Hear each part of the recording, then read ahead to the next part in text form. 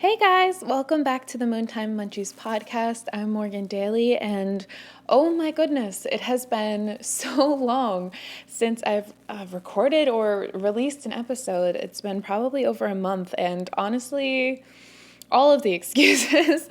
I mean, it's been a crazy month with, the Mercury and the planets and the hormones and having that time of the month and then just life being crazy, man. But I'm so excited to be back. I love producing content. I love researching these things and understanding them myself and creating essays for my own brain to know what the heck I'm learning and to share that to make education more accessible. I'm so passionate about doing this and everything I create. Oh my God, there's a noise.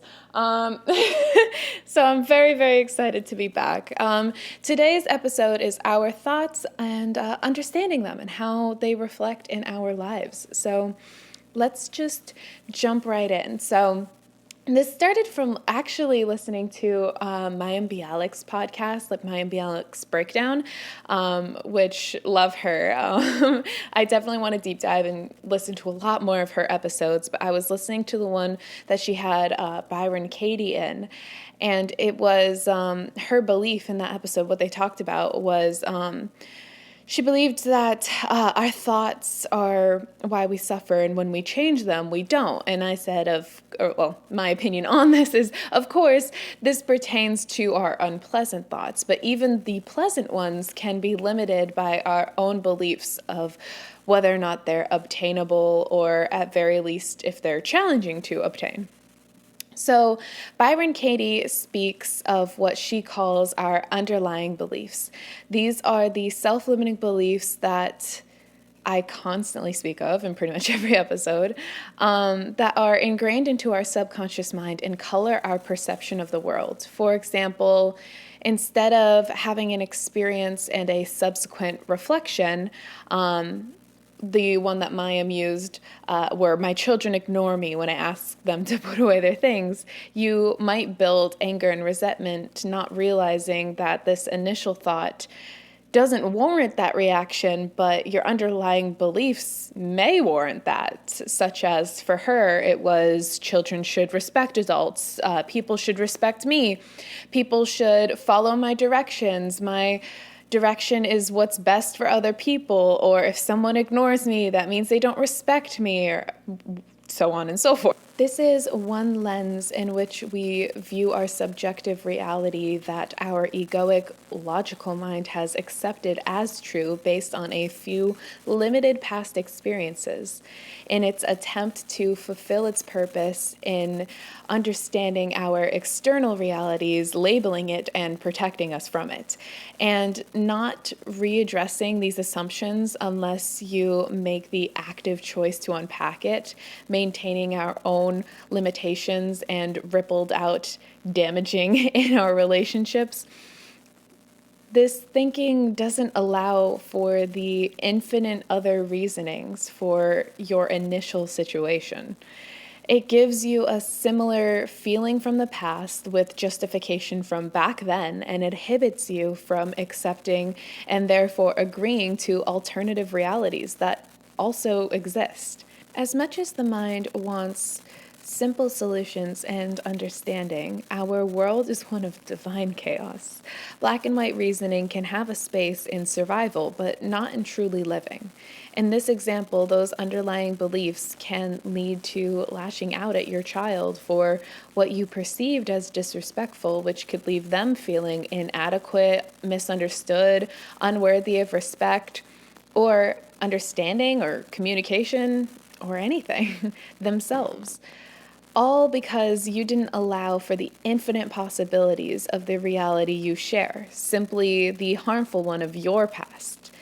The child could have other priorities, could not know how to properly clean up. They could have ADHD for all you know.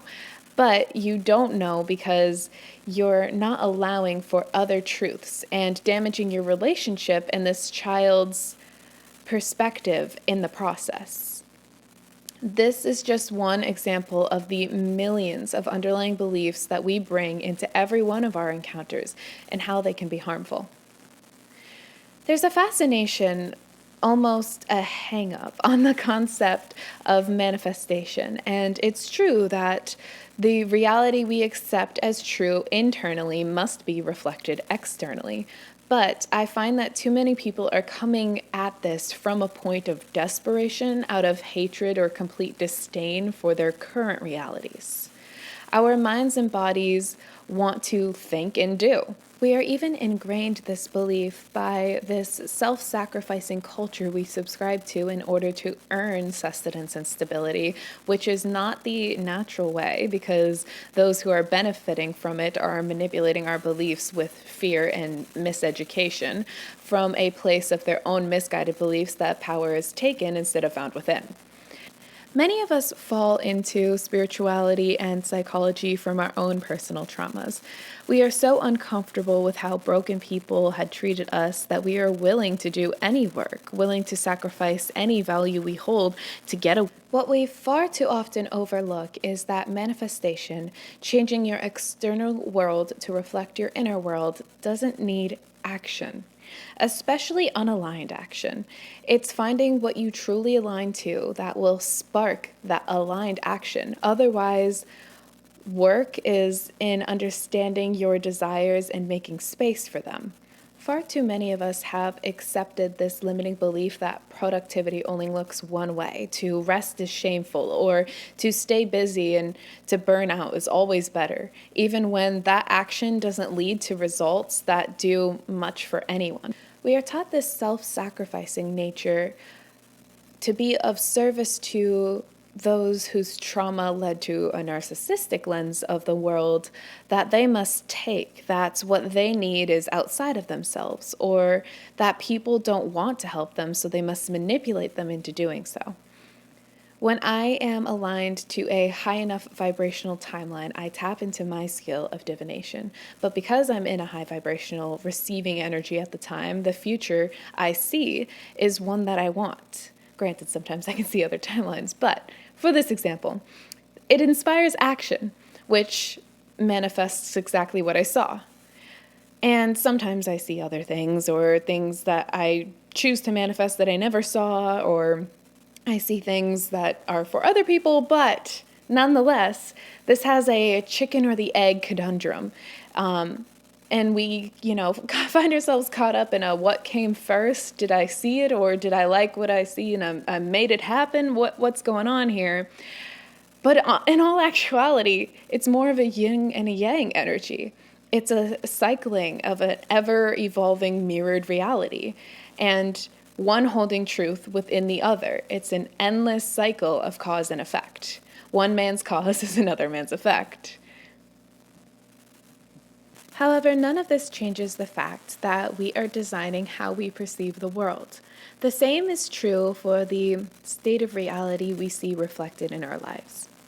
When we want to force things to change, we are coming from a place of fear or anger or discomfort. This is in dissonance with the peace and contentment we most deeply desire within the mind, body, and soul, and therefore we will take action confusing the two paths and create a reality that we do not desire. When we simply decide what our reality will be, it must become that.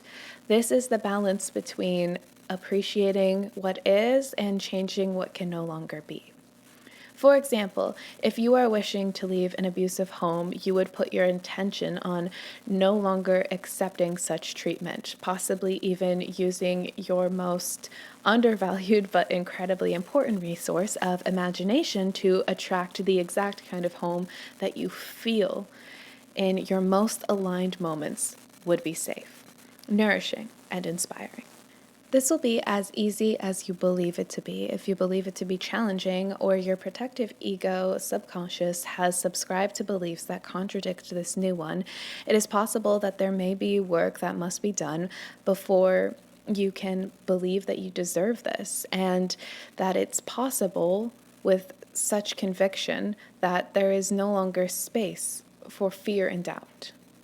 That's when it happens, when you feel change is so imminent that you no longer even need to concern yourself with thoughts on the topic. This is how all disharmony with humans has occurred, from small squabbles and disagreements to wars, violence, and the politics that harm any person. People have this misguided belief that action comes first, or that power comes from anywhere besides the self. You have these misguided individuals determined for their desire and completely unbothered with the harmful impact their actions may have on others. We as people feel this, as it is our most powerful sense to intuitively pick up on the energies that surround us. And then we fear these individuals because, of course, we don't want anything taken from us, whether it's our rights or our freedoms or our lives or our safety or our families, whatever it may be. And between the unaligned and misguided determination of one party and the fear of another, a negative reality is co-created. If the first party could cultivate true peace and contentment in self, they would realize that those superficial desires are not the source of anything sustainable and feel naturally guided to act from a place of compassion. As it stands, unconditional love is the understanding that we are all one. I cannot hurt you without it hurting me. It's not one person's boundary should ever be valued over another's, but rather that it is harmful to overlook either. If the second party was aware that what their energy is focused on is what manifests, they would not fear the worst. They would know that no matter how misguided or harmful somebody can be, it cannot affect our reality until we make it so. And if we do not hand over the parts of ourselves and our well-being in fear, then that person will fall on their ass and learn a lot quicker, and they won't harm us in the process. So am I just blaming the victim? Am I saying that there wouldn't be shooters if we had a better mental health system in this country, or if we allowed men to have their feelings? Am I saying that there would be less sexual predators if we didn't convince women to live in fear, embodying prey, or if we validated the sexual frustration of a young boy with no healthy male figure in his life? Am I saying that we wouldn't go to war if our politicians knew that money wasn't giving them any happiness, but their belief that it was, which came from themselves, is what was bringing and providing that happiness? And that they really had no respect or power because they tried to take it instead of earning it? Am I saying that our rights wouldn't be taken away if we didn't fear that they would be? Yep, I'm saying all of that. However, am I victim blaming? No. Is any of this the victim of a shooting or an unjust law or a sexual assault or a war or whatever's fault? Absolutely not. These things start in the fundamental development of our children. This is why so many people in my generation are shit scared of having children. In the psychological work, so many of us in this particular era are taking on to repair the generational trauma accumulated by demanding people to be less than human to build the society that we have today. We are now realizing just how much of a damaging ripple outwards those actions have had. That just one interaction of a parent being too tired or overwhelmed and choosing to neglect a child crying and carrying on can lead to a subconscious belief within that child that they are not worthy of care. No parent will ever be perfect, because every single person, relationship, interaction, and moment is unique, and there is no instruction manual. As much as I hate to use that phrase because so many of our parents used it to justify their neglect or refusal to understand why we differed from them at all, as if we weren't autonomous beings. But it is a continuation of that neglect that has damned us. It's the lack of communication and compassion. We have failed to understand each other, to validate our experiences, to understand different perspectives. I recently read the book I Deserve Love by Sandra Ray. It's actually what taught me how to properly write out affirmations, like repetitively, until that part of your mind that has accepted a truth that's actually harming you and subsequently those around you is modified. I sat there writing things like, I am safe to let love in, until I could feel the fear that I wasn't, that I held on so tightly to, fade away. My goal here is not to blame the victim. What has happened to you will never be your fault. But as a recovering victim for over a decade now, I've learned that it is in your identifying with that pain that perpetuates your suffering. I remember old conversations with my best friend when I would speak of wanting to work on creative projects with certain people or find more friends like us or to fall in love. I always imagined that I would have to preface myself with my trauma or my neurodivergency until I realized what I was actually doing was making an excuse for myself. I was approaching the situation with the mindset that I was somehow not going to be enough for them because I was taught that I was supposed to be of service to others, completely sacrificing of self to have the most minuscule of value to others. And I knew in my mind that I was fundamentally different, and I can't always predict what others expect from me. But I mean, no one can. That's absurd. I grew to understand that those who will love you for who you truly are won't be able to find you unless you're showing up as authentically who you are. And if you still feel the need to make excuse for your differences, chances are you're not fully embracing them either. But I also discovered that people don't necessarily know more than me. They know different than me. And I will never be able to learn what they know from a mindset of lacking worth or knowledge and shaming myself for that. In the book I mentioned previously, it speaks mostly of people's sexual and intimate relationships and how the things that they accept as true, whether from their upbringing, trauma, or media, mold what they accept and attract in relationships. This is where the intimidation comes from, my generation's sudden understanding of what lazy moments in parenting can do. I have this memory of when my mother wanted to save time, so she jumped in the shower with me, and I was incredibly uncomfortable with this, but I was not taught that it was safe or reasonable for me to verbalize my boundaries at the time. I was like 10 or something. So I just went with it and was uncomfortable. She had asked me to sit on this ledge to wash my feet, and I refused because my sensory sensitivity with my ADHD, which I did not understand that I even had or had symptoms of or any education about, so I couldn't articulate this either. But I was very uncomfortable with sitting on a wet ledge with my bare skin. So my mother, just being stubborn as I was as well, but she was frustrated and refusing to communicate her intentions or understanding any of mine. She resigned to telling me that the soap would just run down my body and I would be fine. And now some people do this and some people don't. That's completely fine. But my point is, I didn't know that there was another option until way too many years later. Now, we don't combat lazy parenting with forced teachings. We can inflict just as much damage this way. We do so by being mindful and present as much as we can in our own lives. We will notice when we can impart wisdom and not. We will know when to reinforce the significance of harmony with the self. I had also personally experienced a lot of people acting like I didn't know things just to be able to say that they were the ones who taught me and to validate themselves externally for having this knowledge that for them equated to some sort of feeling of excellence or superiority within their ego, when knowledge itself is neutral.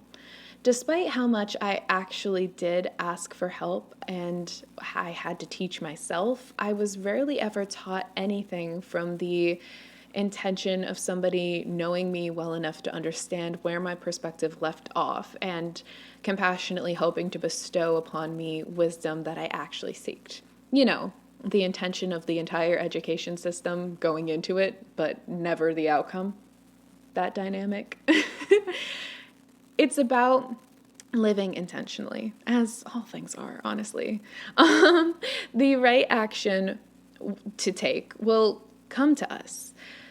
We've become so focused on the doing, and furthermore, the doing for others, that we sacrifice our lifetime and life source energy to give what we ourselves need, failing to provide a product, service, or presence that another individual in said relationship needed, depleting ourselves in the process.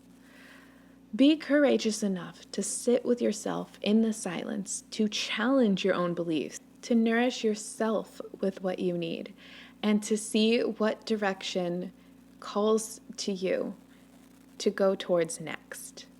As I've mentioned previously in one of these episodes, two very harmful philosophies several members of my family had repetitively taught me were your intentions don't matter, only how you made me feel. And if you don't have what you want, you haven't given enough people what they want. From these two phrases alone, you can tell a very immature mindset, often found in narcissistic abusers, and their misinterpretation of what selfishness means. Not to say that the people who said this most were narcissistic abusers, some were, but not all of them. But it did come from a narcissistic place in those people, nonetheless. I digress. To care for the self is not to neglect another. It is alignment with the self, with oneness, and therefore with you as well. It is the definition of unconditional love that I had described before, not placing one needs above the other, but understanding that you are you, and with you for an eternity of your ever-evolving fragmentation of this unique experience of Source. You will only ever be as good for others as you are for yourself. Unfortunately, many of our parents experience neglect due to our grandparents having to neglect themselves to build the momentum of the society we see today. This rooted an underlying belief in our parents that no one would be there for them besides themselves, which bred in their parenting this lack of autonomy between them and us, their selfish behavior in the proper definition of the term, of us, and what we have yet to have been taught about or understand ourselves led to this feeling of inadequacy within our generation and manifested in this sacrificial, empathic behavior. We as a generation are not overly sensitive. We simply are the first to leave the quote-unquote suck-it-up era, as my friends and I like to put it. We have the privilege to do the work, and thus we see the overwhelming damage of this compounded neglect of the mind, emotion, and spirit for hundreds of years. This is not any less challenging, consuming, or profoundly impactful as the work of our ancestors. It's simply different. It's also not a physical thing that we can show them. Like, here, I built a skyscraper. Or something that they have any common ground or means of understanding. So it's easy for them to invalidate all the work that we've done because it's not something that's mutually understandable without shared experience, as I've said. So your feelings are valid, despite the damaging backlash you may receive. I personally have endured such significant trauma that there was about a decade of my life where I needed to identify with recovering from it, a time where there wasn't much more to my thoughts or behaviors. And although healing is never ending, in closing that chapter, I had to accept that my identity, had nothing to do with what I had gone through and face the anxiety that came with having to put other aspects of myself that were on the back burner for so many years out there and face those inadequate feelings or feelings of disadvantage in comparison to my peers or predecessors. When in actuality, I was at a great advantage because I had rebuilt a strong foundation. So, will it ever be your fault that broken people broke you? Absolutely not. And your feelings about it are entirely valid, no matter what they may be.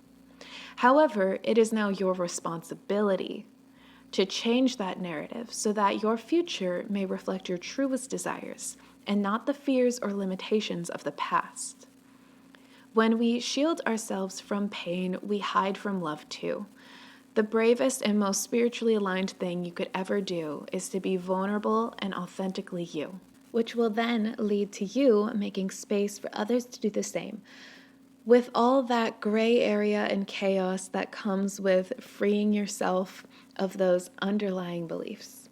I had mentioned this before, but quite some time ago, I came across a post with a rather harmful mindset that stated that unconditionally loving relationships are not healthy because relationships need boundaries. I think the biggest discrepancy here is the misunderstanding of the definitions of the words boundaries versus conditions.